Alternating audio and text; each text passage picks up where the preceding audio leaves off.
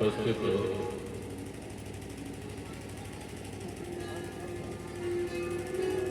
परमात्म श्रोतागण,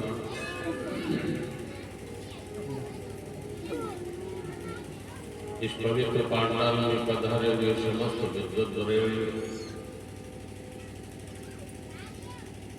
धर्म समाज में भगवान के कथा अमृत का अवगाहन करने वाले प्रिय संतजन,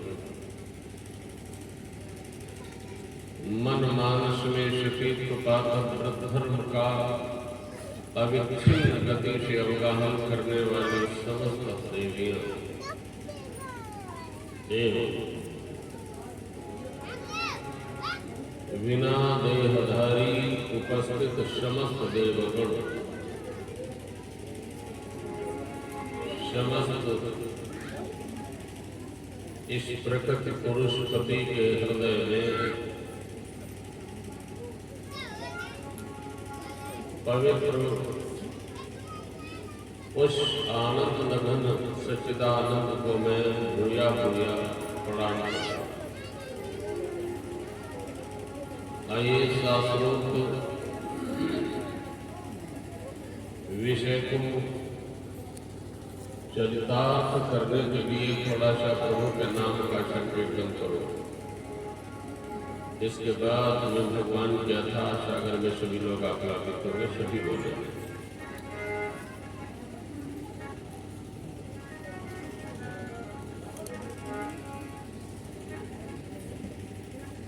भगवान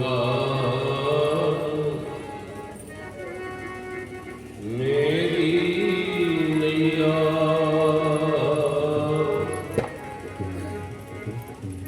उस पार लगा देना।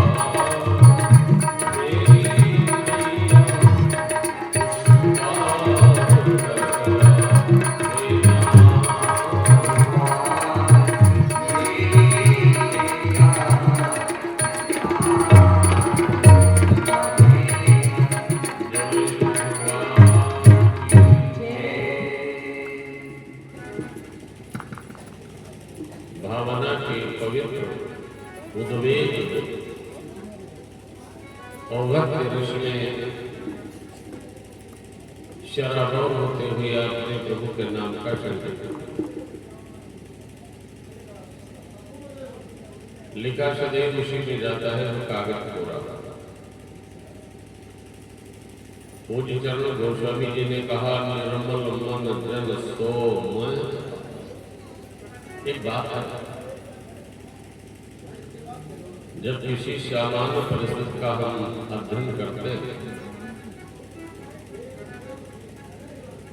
और जब किसी समाज के विपरीतता का हम दर्शन करते हैं जो हमारे मनोनुकूल नहीं, ध्यान देना,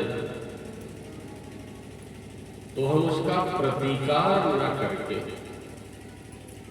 अपने हृदय के शांति के लिए कह देते हैं, चलो हटाओ। बोले क्यों? अरे क्या करोगे, कलयुग है, कहते हो कि नहीं? कलयुग के प्रति हमारा अमूल्य निर्देश होता है, क्या करें, कलयुग है। लेकिन गोस्वामी जी ने कहा, कलयुग युग सम आनंद नहीं लो। कलयुग के समान दूसरा युग है ही, और जो नर कर विश्वास। सबसे बड़ी बात तो हमारी है कि हमें विश्वास है, न गुरुजनों के प्रति है, न पुराणों शास्त्रों के प्रति है, न भगवान के रास्ता के प्रति हमें विश्वास है। कलयुग से राजा परीक्षित जी ने कहा था कि हम तुम्हें अपने राज्य में नहीं रहने देंगे। इसने कहा, सरकार हम अवगुणी तो हैं, लेकिन हमारे अंदर जो गुण है वो किसी युग में है ही। बोले क्या गुण लेके आए? बोले यद फलम नास्ति तपसा न योगेन समाधिनः लोक। कलयुग में तपस्या, योग, समाधि की आवश्यकता नहीं और न लोग कर सकते। अनायासेन तत्सर्वं कलौ केशव। कलयुग में यही विशेषता है कि अनायास वो सब भगवान के संकीर्तन से ही मनुष्य को प्राप्त होता है। ये कलयुग की विशेषता है। कल की कथा प्रसंग में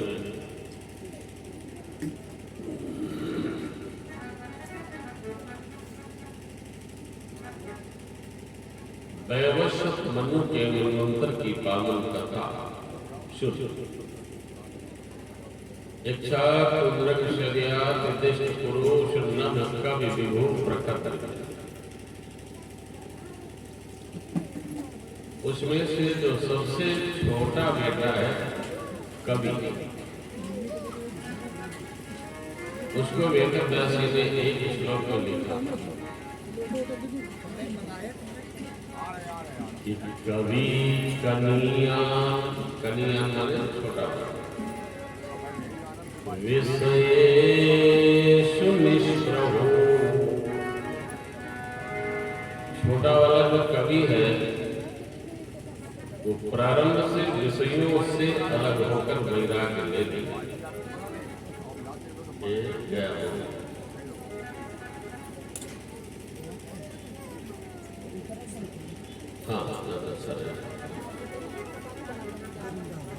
प्रारंभ से ही विषयों से अलग होकर इसने तो वैराग्य ग्रहण किया। अच्छा, इनका प्रखर गरुओं की सेवा कर रहा था। रात्रि थी, अंधकार था, बादल वृष्टि हो रही थी, घनघोर अंधकार छाया हुआ था और वशिष्ठ जी की गरुओं की सेवा नग्न तलवार लिए हुए प्रखर करता था। इतने में एक सिंह ने एक गौ को भयाक्रांत की। गौ चिल्लाई और जैसे ही गौ चिल्लाई, सिंहों ने तलवार चलाई। एक कोई बड़ा पात्र यहाँ टंकी जैसी लगा लो, रख लो। श्री राम जय राम जय जय राम।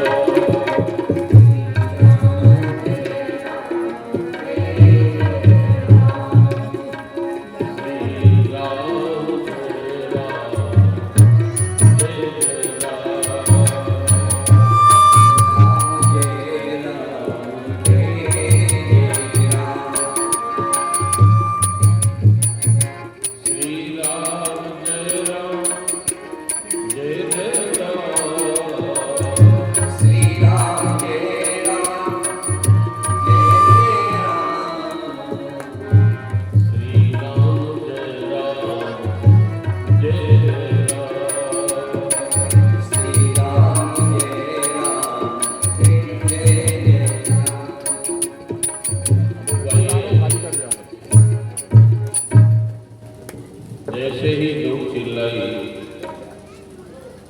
प्रखर ने तलवार चलाई, और जैसे ही तलवार चलाई, धोखे से वो तलवार सिंह के न लग के गौ के ही लगी। देखना जरा अनजान का अपराध। वैसे करो बेटा, सही करो। गौ के जैसे ही लगी वो बंद हो गई।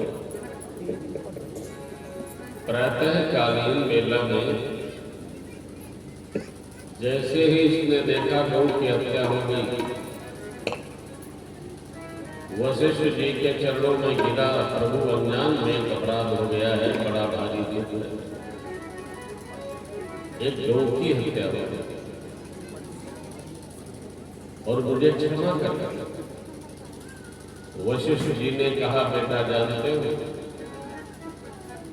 कि पाप जान में हो चाहे अनजान में हो, प्रायश्चित भोगना। अग्नि जान में छुओगे तो जल जाओगे, और अनजान में छुओगे तो जल जाओगे। अमृत यदि जान में पियोगे तो अमर हो जाओगे, अनजान में पियोगे तो अमर हो जाओगे। पाप की महिमा न खाली जाएगी, पाप की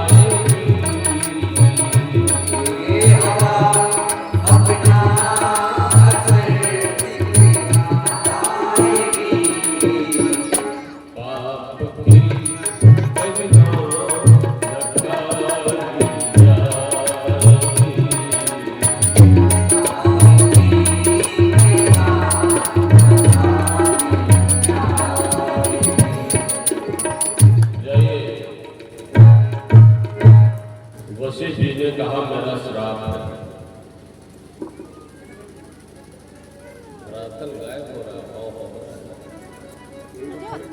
पहले मेरा पहले से देख लो। जब ये दृश्य देखा, मैं श्राप देता हूं कि तुम कर्म से शूद्र हो जाओ। प्रखत तो ये हो।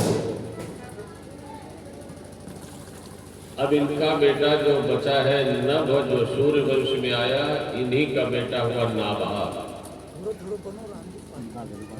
ये गुरु जी के यहाँ विद्याध्ययन के लिए चला गया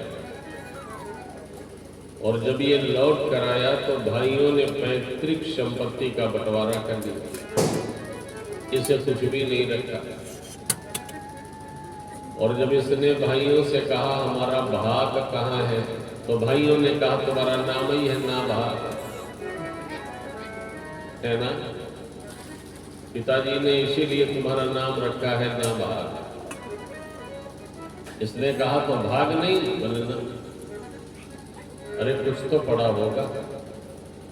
भाइयों ने कहा तुम्हारे हिस्से में पिताजी पड़े हैं, नहीं मिल गए। अब ये पिताजी के पास चला गया।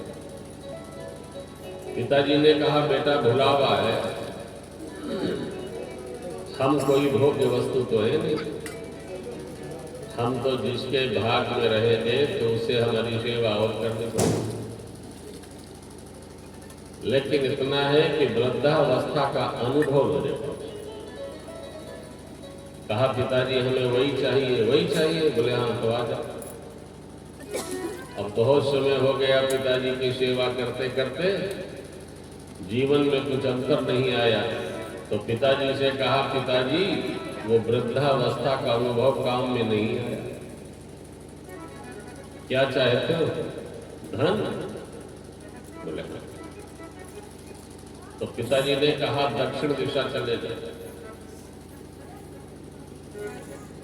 अंबिका वन पार कर, एक सरोवर मिलेगा, उसमें स्नान करना। और जैसे ही आगे बढ़ोगे तो तुम देखोगे अंगिरा गोत्र ब्राह्मण माने चतुर्वेद, अंगिरा गोत्र ब्राह्मण यज्ञ कर रहे हैं। और यज्ञ का जब 7वां दिन आता है, विद्वान आ जाते हैं, ब्राह्मणों का क्षत्रिय बहुत दिन से चल रहा है। लेकिन विशेषता है कि उस समय ब्राह्मण अपने कर्तव्य कर्म को भूल जाते, यज्ञ पूरी नहीं हो पा रही। और बहुत धन है यज्ञ में। तुम विद्वान हो, जैसे ही ब्राह्मण कर्तव्य कर्म भूलने लगे तो तुम वेद ध्वनि करना और यज्ञांत मंत्र बोल करके यज्ञ की पूर्णाहुति करा देना। सारे ब्राह्मण स्वर्ग चले जाएंगे और जितना धन बचे सब बांध लाना, जीवन में मांगने की जरूरत नहीं पड़ेगी। वही लेकिन जैसे ही यज्ञ सत्र में पहुंचा तो विद्वान उतरने लगे, ब्राह्मण कर्तव्य कर्म बोलने लगे, तो ये वहीं से चिल्लाया, यज्ञासन पर खड़ गया और वहीं से चिल्लाने लगा। यज्ञांत मंत्र बोला इसने, ओम जगने जगनामय जन्ते देवास्तानि धर्माणि प्रथमान्य सन्नते हता कर्मभिमानः सचन्द्र यत्र भूमि सा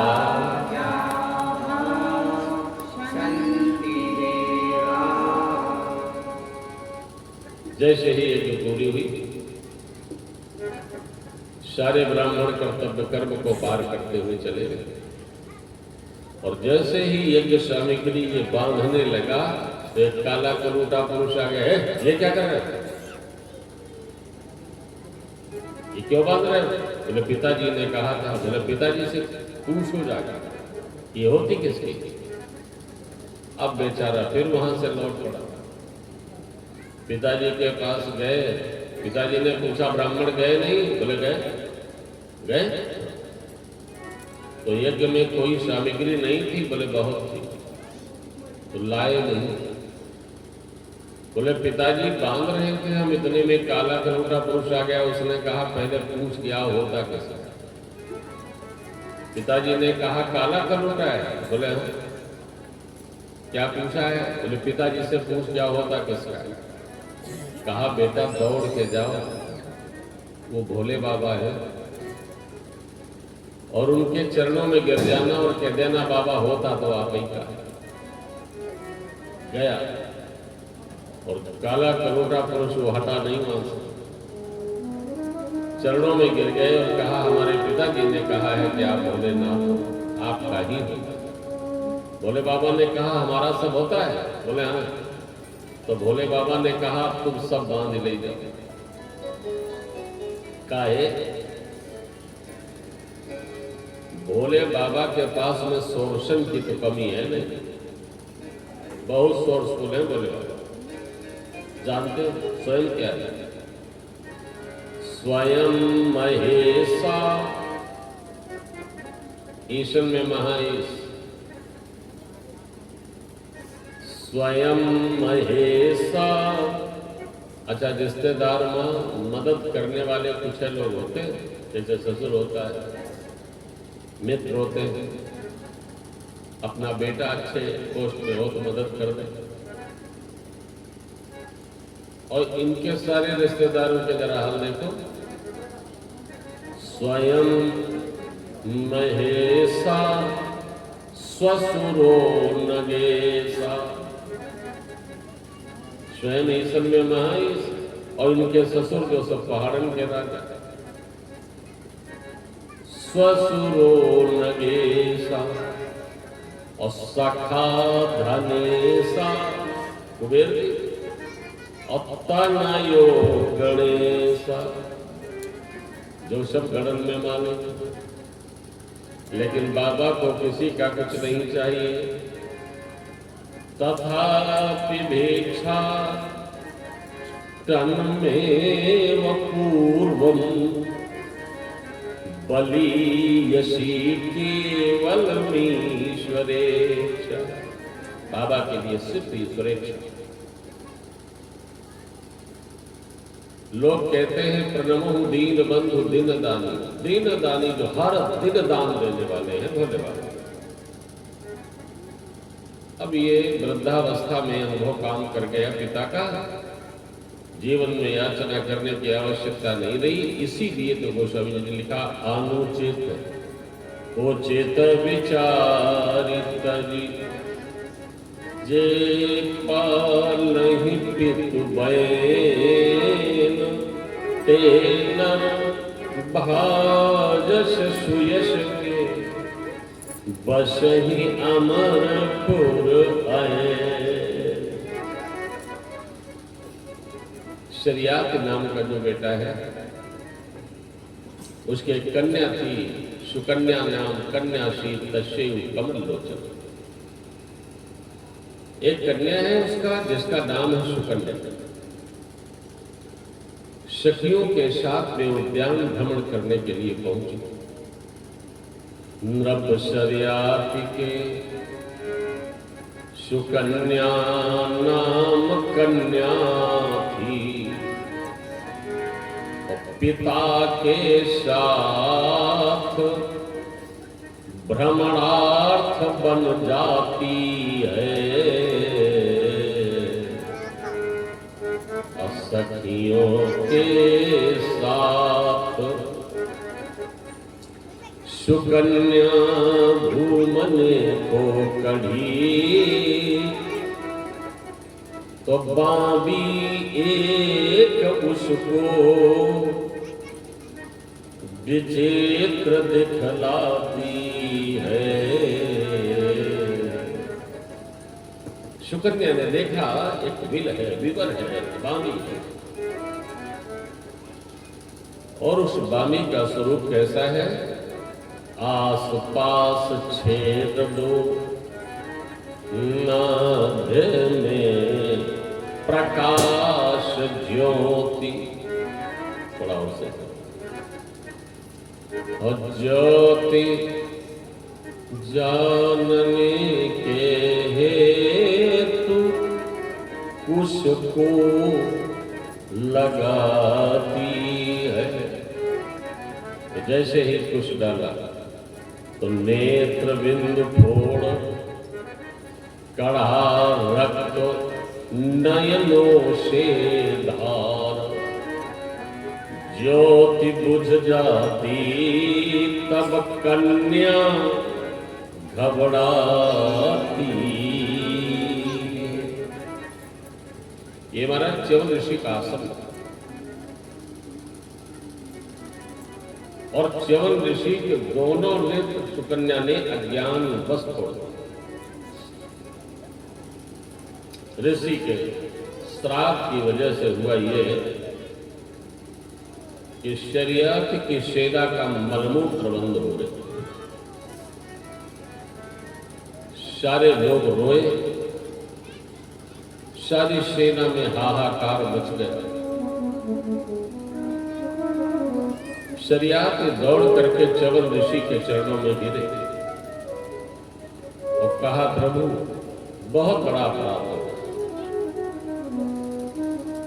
और हमारी गलती नहीं है, ये हमारी कन्या की गलती। अब कन्या ने ऐसा किया है इसलिए आप क्षमा करें। ऋषि तो ऋषि ठहरे, ऋषियों ने कहा क्षमा नहीं हो पाएगा। च्यवन ऋषि ने कहा एक ही शर्त पर क्षमा कर सकता हूं,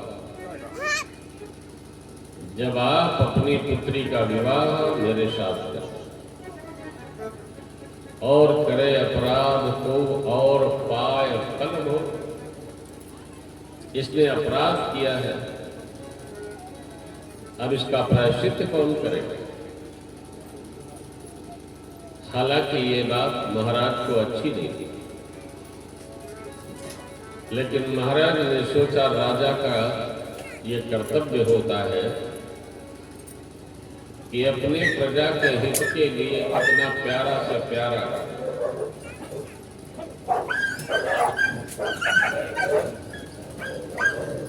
बलिदान करना पड़े तो करना उसका धर्म होता है।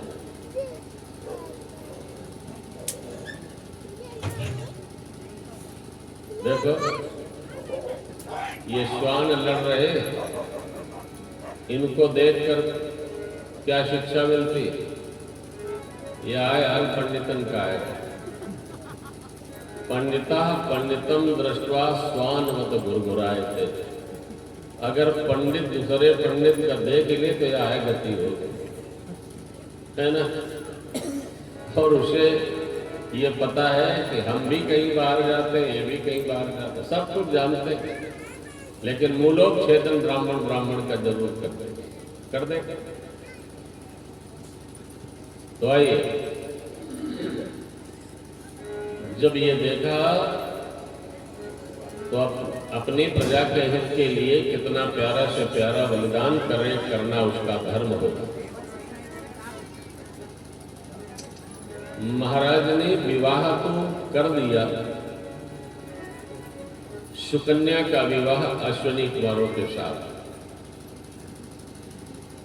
और जैसे ही चले गए कहा एक बात है, अब जो भी हो, लेकिन तुम्हारा एक ही धर्म है कि पति के चरणों की सेवा करो। दुशीलो दुर्भगो वृद्धो जड़ो रोग धनो के, कैसा भी पति हो पूज्य हो तो थोड़ी टेढ़ी चाहिए। वृद्ध रोग वश जड़ धन हीना, बस अंध बघिर क्रोधी अति दीना, ऐसे पति कर कि अपमाना नारी पावयम तुर दुख।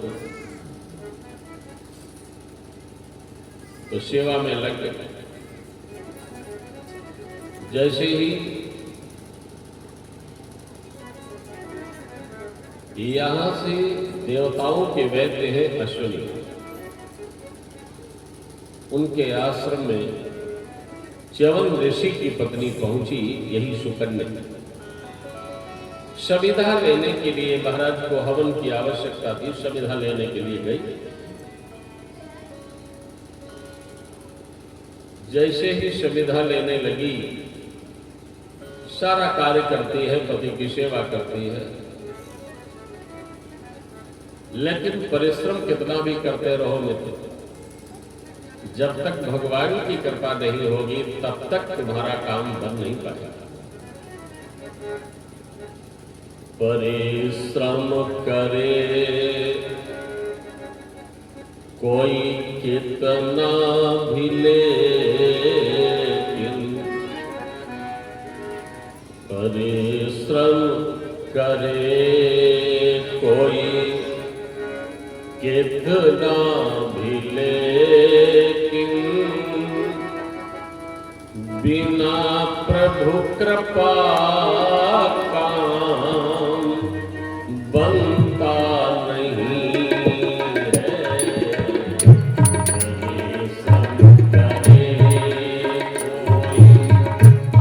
कितना भी,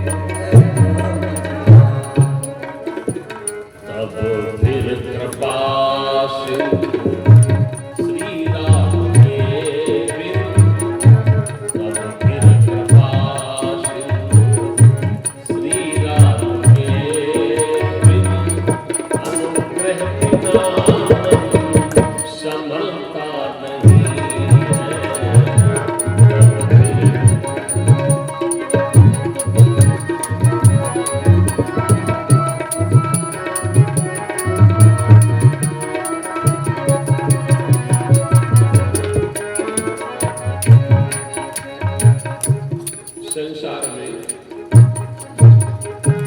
मृगावारी कृष्ण ये स्वदर्श हमारा जीवन जा रहा है। यद्यप शब्द नहीं है, मृगावारी कृष्णा का मतलब जानते हैं? जैसे जून का महीना है, बहुत धूप में जब आप जाएंगे ना तो आपको कभी कभी ऐसा लगेगा जैसे पानी की लहर उठ रही है और धूप के कारण होता है। हिरण उसी पानी के लालच में दौड़ने लगता है और होता है धूप के कारण पानी नहीं होता। मृगावारी कृष्णा का दूसरा रूप देखिए, जब कभी आप नौका पर बैठते हो, नाव पर, और नाव बड़ी जोर से चलती है तो जो समीपवर्ती जितने भी वृक्ष पौधे हैं, घर हैं, वो बड़ी जोर से भागते हुए दिखते हैं, बड़ी जोर से भागते हुए दिखते हैं। नौका चलत, नौकारूढ़ चलत जग देखा। जब नौका में बैठ करके नौका चल रही है लेकिन संसार चलता हुआ दिखता है, ये भी मृगावारी कृष्णा है। तो शब्द में क्या लिखा? मृगावारी जैसे सतत इस जगत में,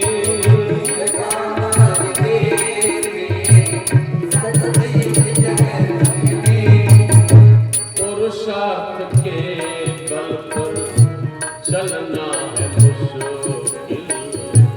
मृगावारी जैसे सतत इस जगत में, पुरुषार्थ के बल पर चलना है मुश्किल। कितने भी पुरुषार्थी बने रहो, लेकिन जैसे तुम कैचिंग कर रहे हो, पकड़ रहे हो, वो सत्य है ही नहीं।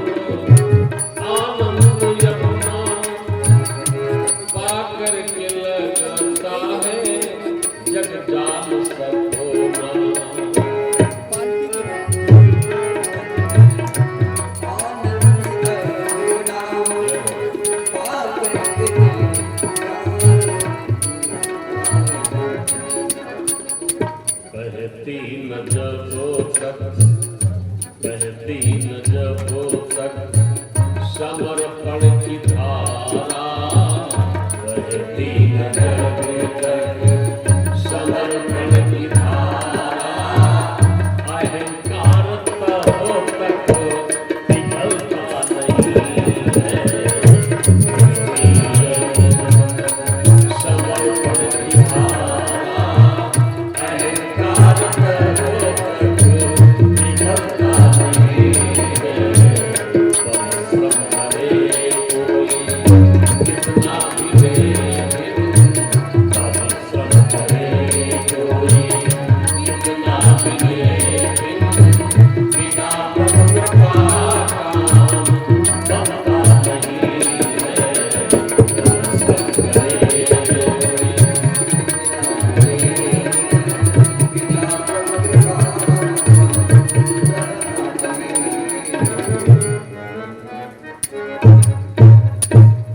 इसलिए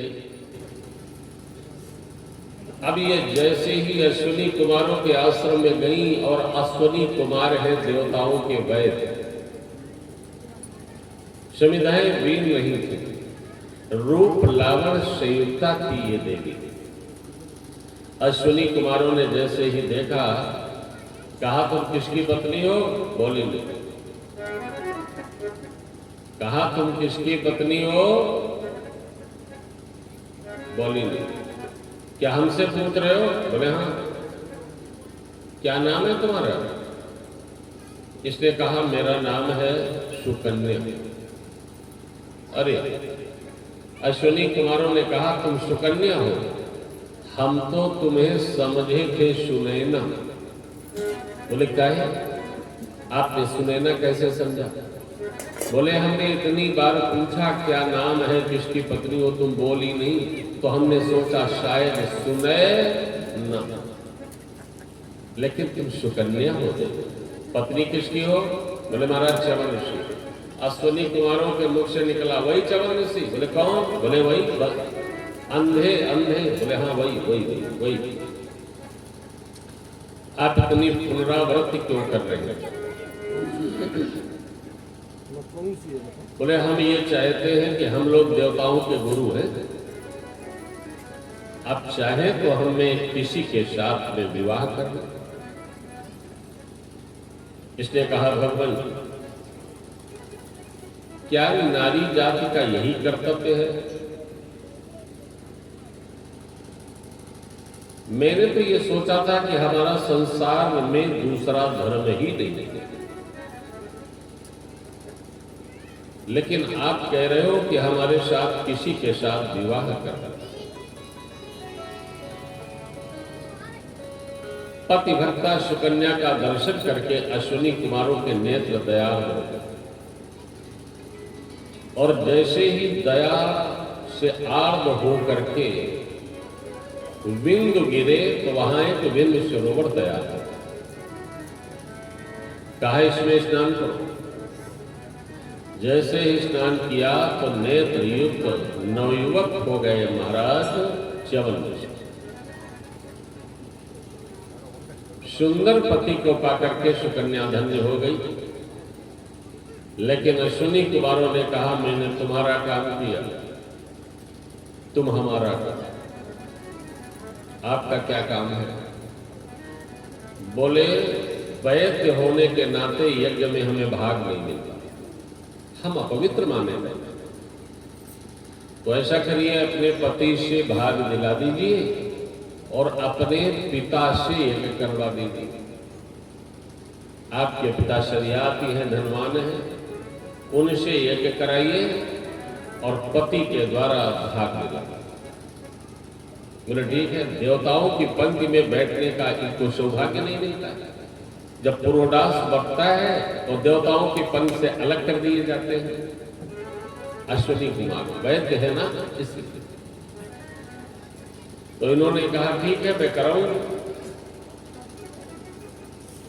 एक दिन शरियात ने जैसे ही देखा कि हमारी बेटी नेत्रविहीन पति के साथ में जीवन का निर्वाह कैसे कर रही है, आकर के जैसे ही देखा तो देखा वहां पर एक नवयुवक बैठा हुआ है।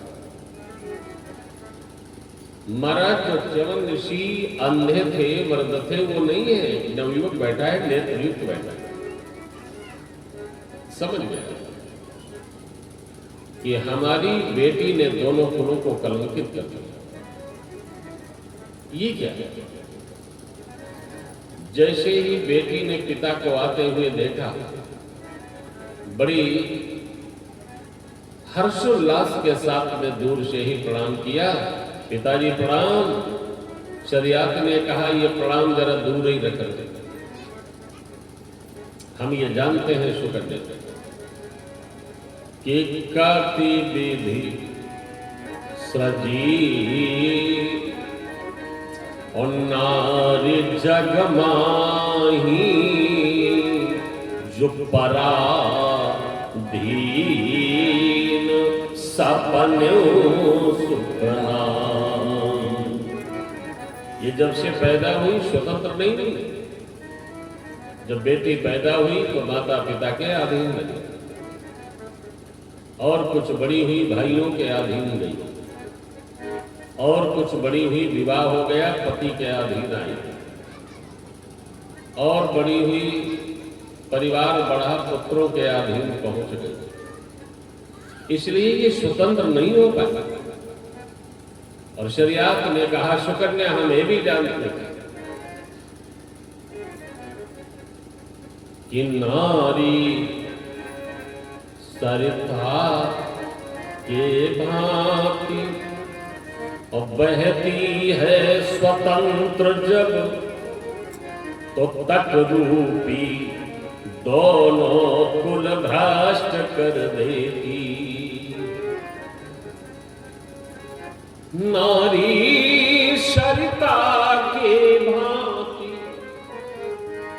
बहती है स्वतंत्र जब, तो तट रूपी दोनों कुल भ्रष्ट कर देती। ये कौन है तुम्हारा? ये हमारा पति, यही तुम्हारा पति।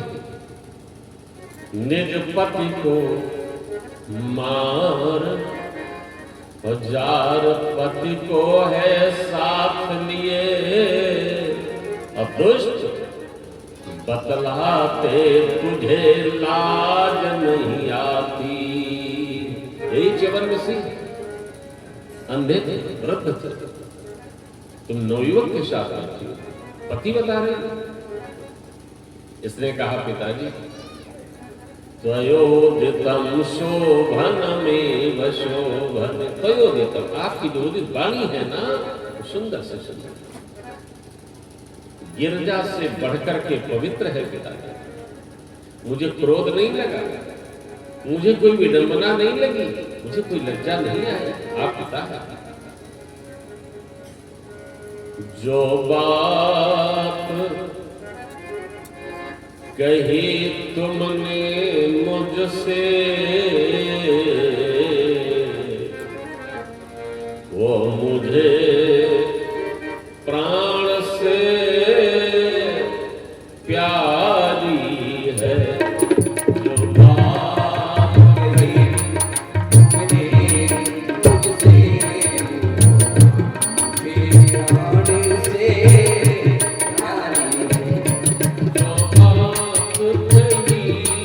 तुमने मुझसे प्राण से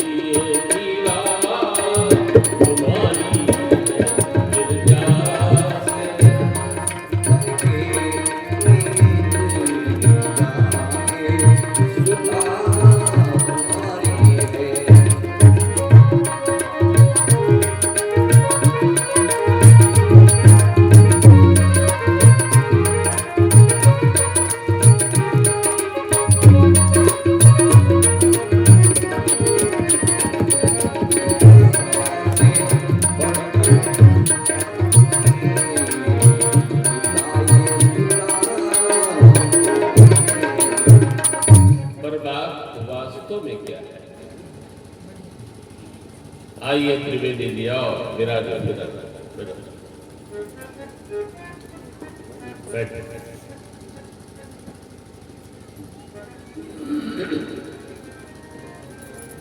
देखिए हमारे त्रिवेदी जी का क्या सरल स्वभाव रहा पहले से और आज भी। इतना सब कुछ होने के बाद भी वो यहाँ पधारे, बहुत बहुत शादीवाद है बच्चा।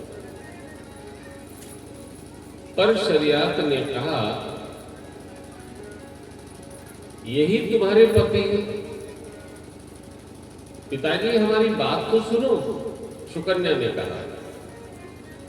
पर बात वास्तव में क्या है, मैं अश्वनी कुमारों के द्वारे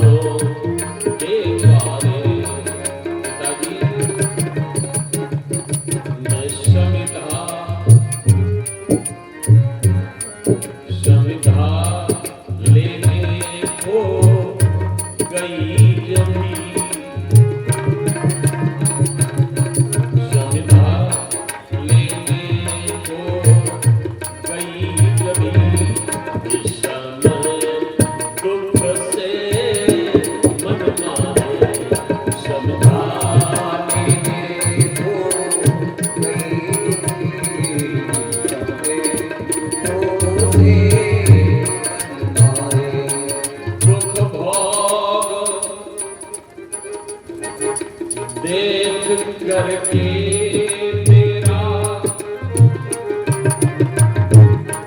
वैद्य जीवन में अति अकुलाए हो गया द्रवित दयालु चित्त हो गया द्रवित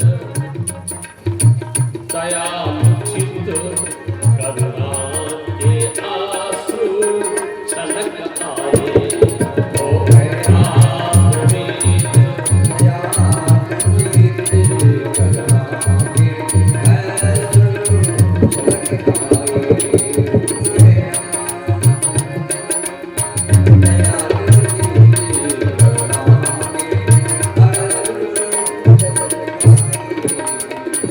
उन्हीं की कृपा हुई और उनके नेत्रों से बिंदु सरोवर गिरे और उस बिंदुओं से ये सरोवर बना। इसमें स्नान किया, नेत्र युक्त नवयुवक हो गए। ये आपके दामाद ही है। जब इन शब्दों को सुना, दौड़ करके बेटी को हृदय से लगाया और कहा, इसीलिए शास्त्र में बेटा से ज्यादा बेटी का दर्जा दिया गया। बेटा अगर सुपुत्र बनता है तो एक ही कुल का उद्धार करता है, पिता के कुल। अगर वो महात्मा बन जाए, संत बन जाए तो बात अलग की है। फिर अपने कुल ममाने का कुल, जाने कितने कुलों का उद्धार करता। लेकिन बेटी अगर सुपुत्री बनती है तो सहज में दो कुलों का उद्धार करती है, पिता के कुल का और पति के। इन्होंने कहा, पिताजी यज्ञ करवाइए। अश्विनी कुमारों को वैद्य होने के नाते यज्ञ में भाग नहीं दिया जाता। अनुग्रह किया है उन्होंने हमसे। बहुत सुंदर यज्ञ का आयोजन रखा गया। आज च्यवन ऋषि के द्वारा जैसे ही अश्विनी कुमारों को भाग दिलाया गया, एक साथ बैठाकर पुरोडास वितरित हुआ, उस पर इंद्र कुपित हो गए और इंद्र ने बहुत ही निंदा की और यहां तक इंद्र ने वज्र चला दिया। लेकिन च्यवन ऋषि के प्रभाव से वज्र टका का टंगा रह गया, इन्हें भाग मिल गया। अब तो ये नवम स्कंद की पावन कथा 10 मानुषी पुत्रों की रही।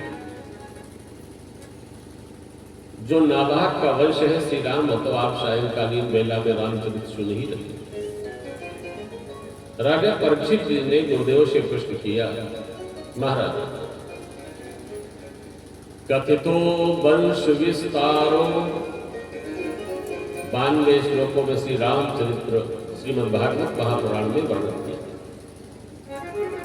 विस्तार पूर्वक तो ये चरित्र पूछा है।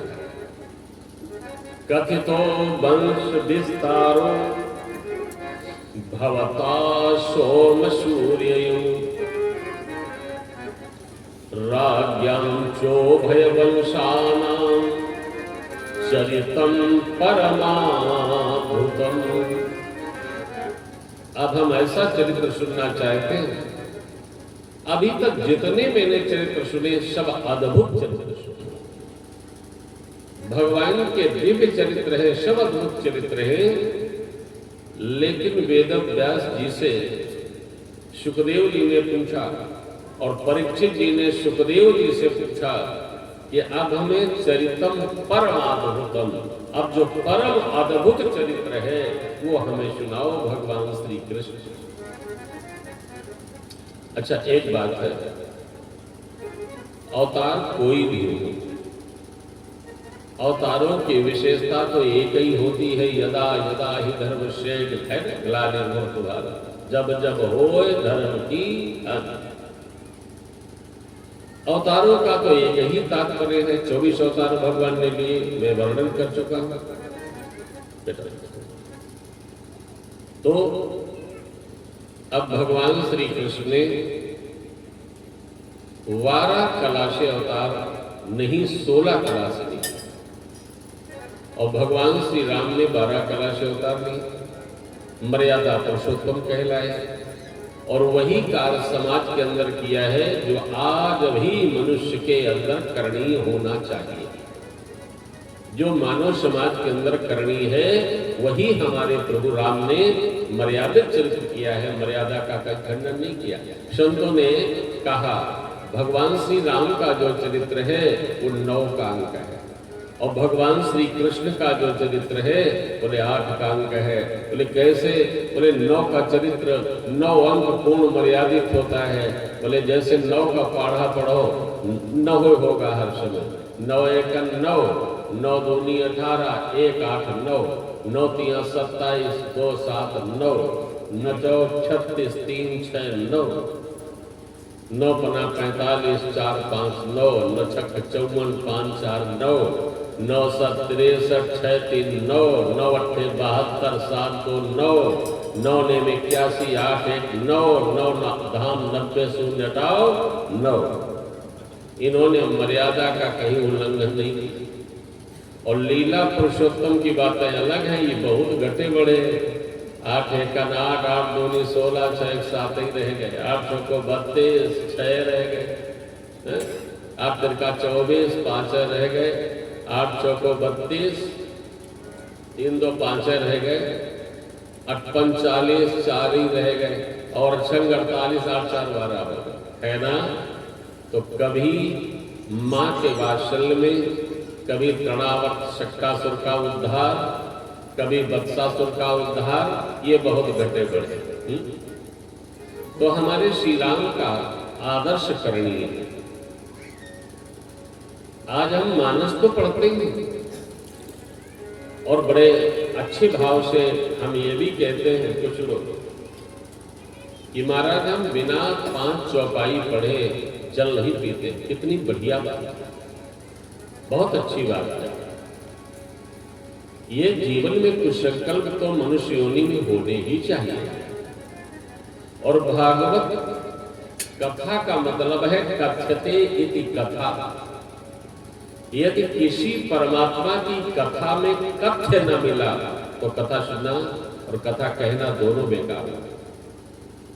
कथ्य का मतलब है यदि हमारे जीवन का सात्विक मोड़ न हुआ और भगवान की कृपा पात्रता जिस भगवान की कथा में हासिल न हो, केंद्र बिंदु न प्राप्त हो, लक्ष्य न प्राप्त हो, वो कैसी कथा। इसलिए भले ही 5 चौपाई न पढ़ के 1 चौपाई पढ़ो,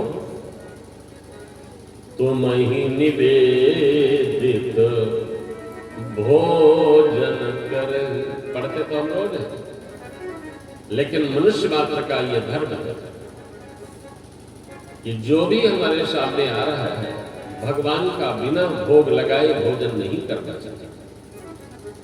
जो बिना भोग लगाए भोजन करता है वो भोजन रक्तान नहीं विष्टान होता है। आपके भोजन की ठेकेदारी भगवान की है और सारी ठेकेदारियां आप लिए रहो, लेकिन आपके भोजन की ठेकेदारी भगवान की है। आज हम सक्षम हो गए और ये कहने लगे जो भी कर रहे हैं हम कर रहे हैं, सारा काम हम कर रहे हैं, सारी व्यवस्था हम देख रहे हैं, फैक्ट्री हम देख रहे हैं, खेती हम देख रहे हैं, सब हम देख रहे हैं। लेकिन जरा ये विचार किया है जब हम गर्भ में थे तो हमारी भोजन की व्यवस्था कौन कर रहा था? जब तक हमारे दांत नहीं निकले भगवान की परोपकारिता सब भूल गए, भगवान की कृपालुता भूल गए। गर्भ में मेरे जीवन की रक्षा किसने की? जब तक मेरे दांत नहीं आए हमारा पालन पोषण किसने किया? धन्य है उसकी परोपकारिता। बालक संसार में नहीं आया और उसके भोजन का प्रबंध भगवान ने मैया के पास पहले भेजे, लेकिन हम सब कुछ विस्मरण कर बैठे। इसलिए सब कुछ मैं कर रहा हूं, सारी चीज मैं कर रहा हूं, और जबकि ये है हमारे बस में हमारी श्वास भी तो नहीं है। ये जो बाहर गई है यही जाने भीतर आवे जाने ना आवे, और सब कुछ मैं कर रहा हूं, सारी चीजें मैं कर रहा हूं। इसलिए भैया रामायण पढ़ते हो तो रामचरित्र का कुछ अवगाहन तो करो। जी रहे हैं लोग कैसे आज के वातावरण में, जी रहे हैं लोग कैसे आज के वातावरण में। क्षमा करना, दिन तो पत्तों में है जाता, दिन तो पत्तों में है जाता और रात जाती जागरण में। जी रहे हैं लोग कैसे आज के वातावरण में। ऐसा कलयुग है ये दोनों राम रावण एक से हैं और लक्ष्मणों का हाथ रहता आज के सीता हरण में।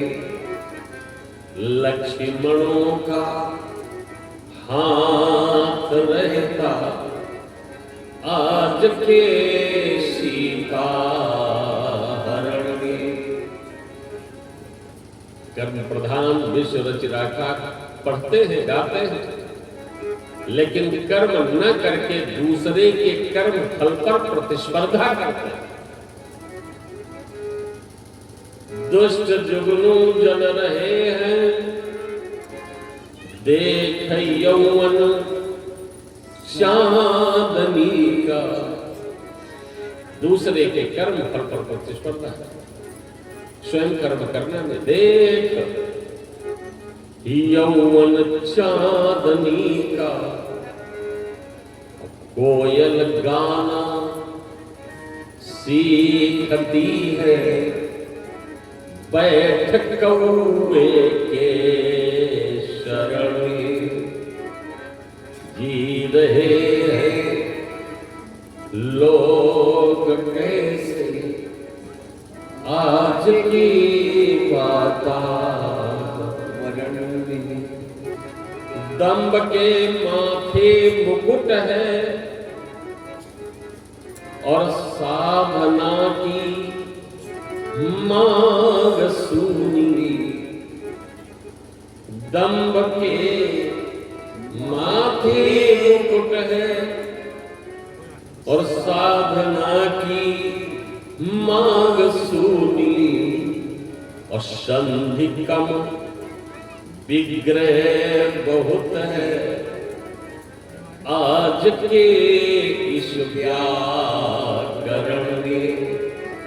संधि कम विग्रह बहुत है आज के इस व्याकरण में। इसलिए मानस एक ऐसी सरल भाषा की प्रेम नदी है जिसमें एक बार भी यदि मनुष्य गोते लगा ले तो मज्जन फल पेखी तत्काला काक होए पिक बकई मर। राजा परीक्षित जी ने प्रश्न किया कि प्रभु ये बताइए कलाएं किसे कहते हैं?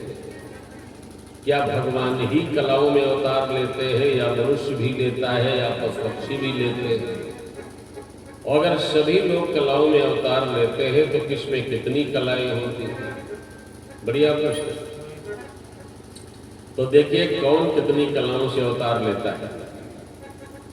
वृक्षों में एक कला रहती, दो रहती कीट पतंगों में।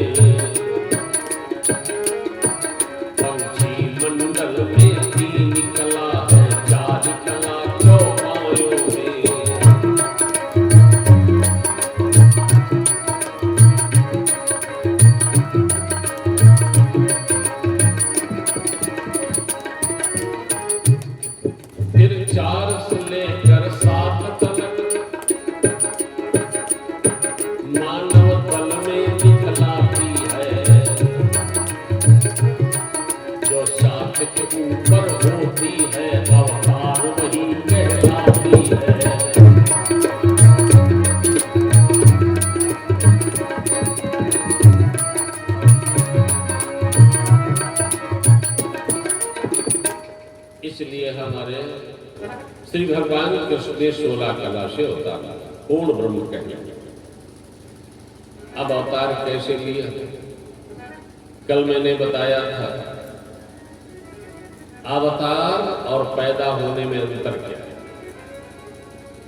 पुनरावृत्ति कर दूं।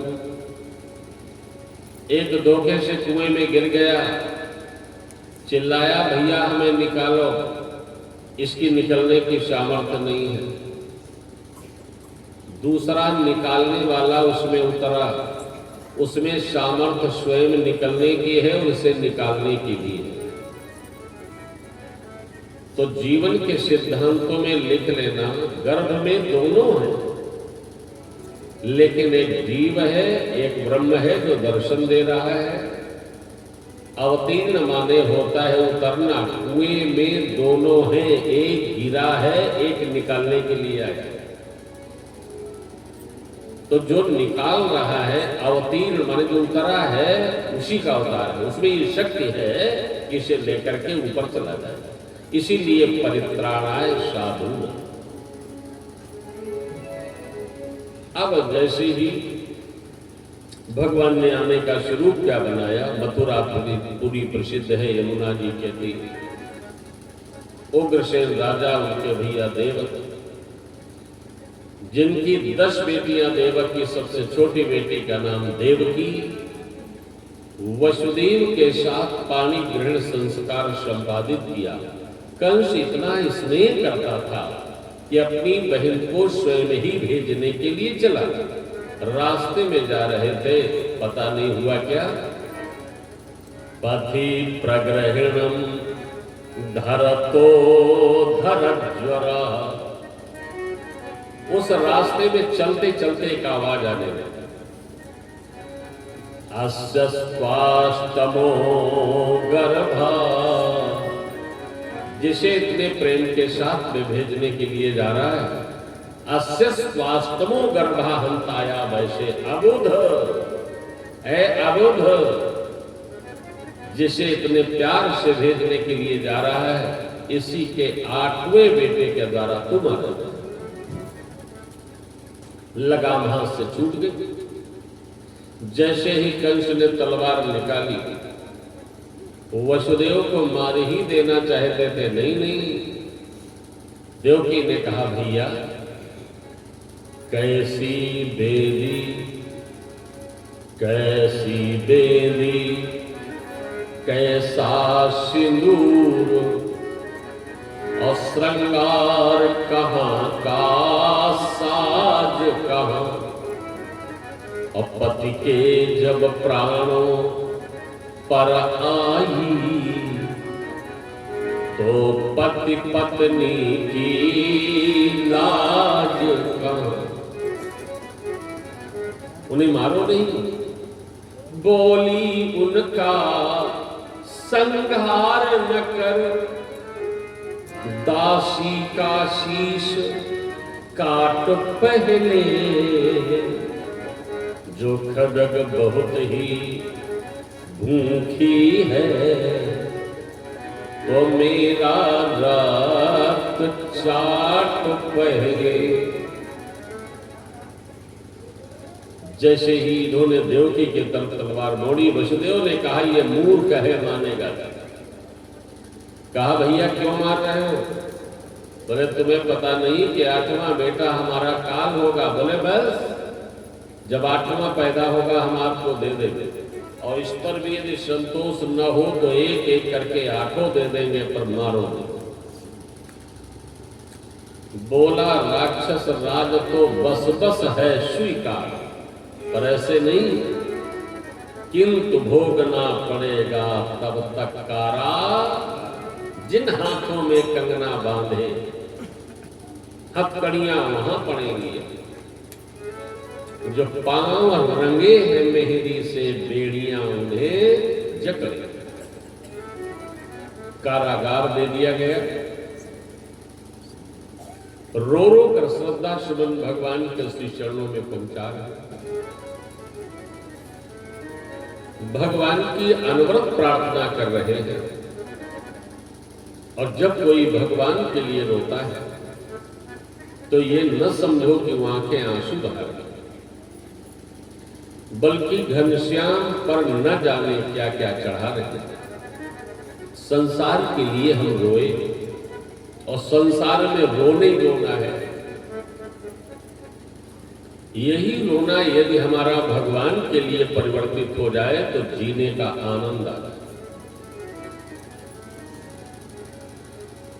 मानसकार लिखता है, मम गुण गावत पुलक शरीर। आपने अपने जीवन में बहुत अनुभव किए होंगे, यदि आप भागवत के किसी पुराण के मानस के आप नियमित पाठक हैं तो आपने देखा होगा कि पढ़ते पढ़ते कभी ऐसा प्रसंग आ जाता है, बस आप उस समय अकेले हो और मन लगाकर भगवान की कथाएं पढ़ रहे हैं, तो ऐसा प्रसंग आ जाता है कि आपकी वाणी बंद हो जाती है, नेत्रों से आंसू आ जाते हैं, कंठ बंद हो जाता है। जब आप थोड़ी देर तक आप आश्वस्त नहीं होंगे, तब तक आगे की चौपाई आप पढ़ नहीं। और ये गति जब होने लगे तो जान लेना हम रास्ते में थे। तो इसलिए जितने भी संसार में अभीष्ट संत हुए उन्होंने रोया है भगवान के लिए। बहुत बढ़िया भजन है। भगवान के रास्ते में, भगवान की याद में वेदांत कहता है, तद विस्मरणी परम व्याकुलता। उस परमात्मा का विस्मरण परम व्याकुलता का प्रतीक बन जाए, फिर क्या? कहे हनुमंत विपत्ति प्रभु सोई, और जब तब सुमिरन भजन न होई। सबसे बड़ी विपत्ति मानव की वही है जब मानव से भगवान का सुमिरन न हो, सबसे बड़ी विपत्ति है। और जिन्होंने आर्त होकर भगवान के लिए रोया है, बस फिर भगवान को देर नहीं लगती, प्रबल प्रेम के पाले पर। भगवान ने कहा अहम भक्त पराधीना, मैं भक्तों के वश में हूं, ऐसे ही रोने वाले भक्तों के वश में हूं ना। इसलिए अब कोई भक्त भगवान के लिए रो रहे हैं। इतने में प्रथम लाल का जन्म हुआ। तो वसुदेव ने कहा देवी से देखना, इसे मुझे जितने भी दुख जगत में हैं,